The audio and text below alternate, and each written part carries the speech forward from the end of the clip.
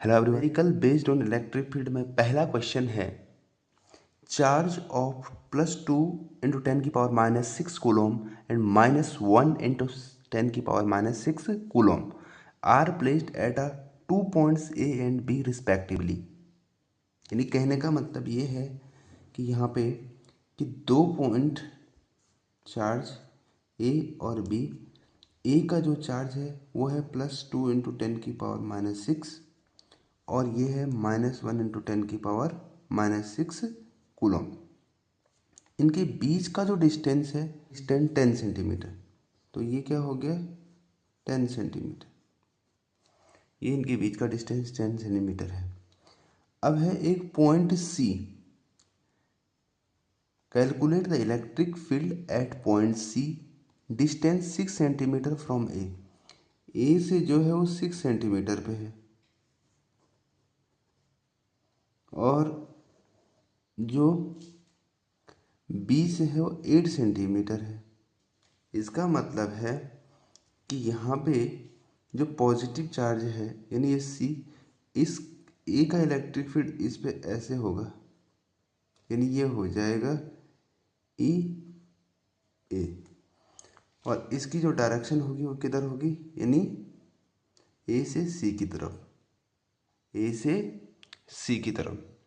और यहाँ पे जो इलेक्ट्रिक फील्ड होगा वो नेगेटिव चार्ज की वजह से वो इस डायरेक्शन में होगा, वो हो जाएगा आपका ई बी, और इसकी जो डायरेक्शन है वो सी से बी की तरफ है।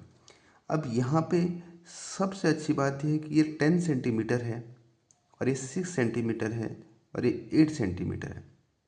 इसका मतलब है कि यहाँ पे जो है वो पाइथागोरस थ्योरम लगेगी। क्या लगेगी? पाइथागोरस थ्योरम लगेगी। क्यों?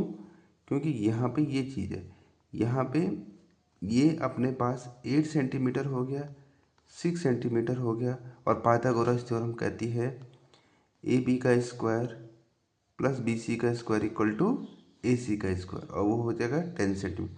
तो यहाँ पे ये 90 डिग्री यानी ये राइट एंगल ट्रायंगल हो जाएगा। क्या हो जाएगा? Right angle triangle. तो इसका जो रिजल्टेंट है वो कुछ यूँ बनेगा, ये उसका कुछ ये रिजल्टेंट कुछ ऐसा बन जाएगा। अब यहाँ पे अपने पास ये चीज़ जो 90 डिग्री है, तो ये 90 है, तो इसके बीच का जो ये एंगल है ये भी क्या होने वाला है? 90 डिग्री होने वाला है। ये तभी तो 180 होगा। तो यहाँ से लेकर अगर यहाँ का इलेक्ट्रिक फील्ड निकाला जाए, ई ए अगर हम निकाल लें, तो ये हो जाएगा 1/4πε0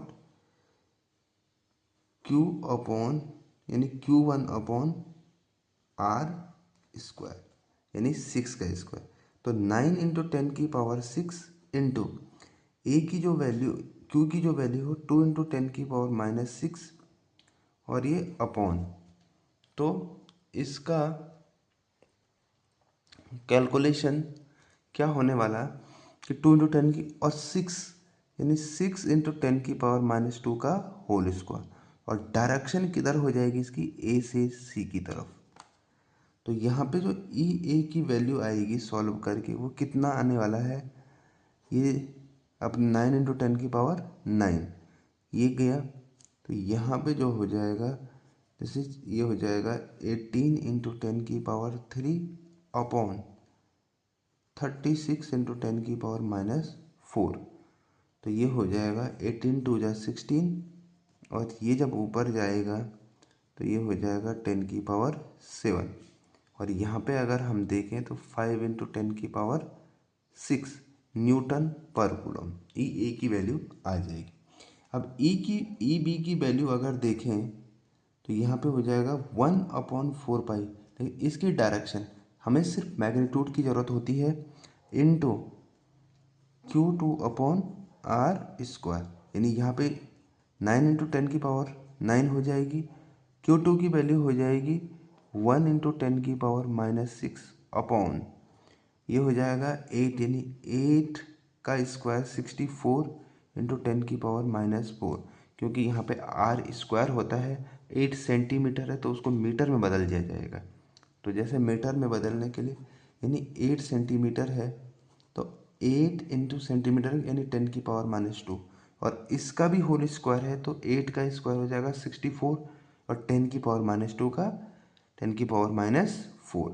अब ये फिर से वही ये ई बी इक्वल टू हो जाएगा 9/64 इंटू 10⁻⁷। और अगर हम यहाँ पे देखें तो ये हो जाएगा 19 टू 10⁻⁶ न्यूटन पर कूलम।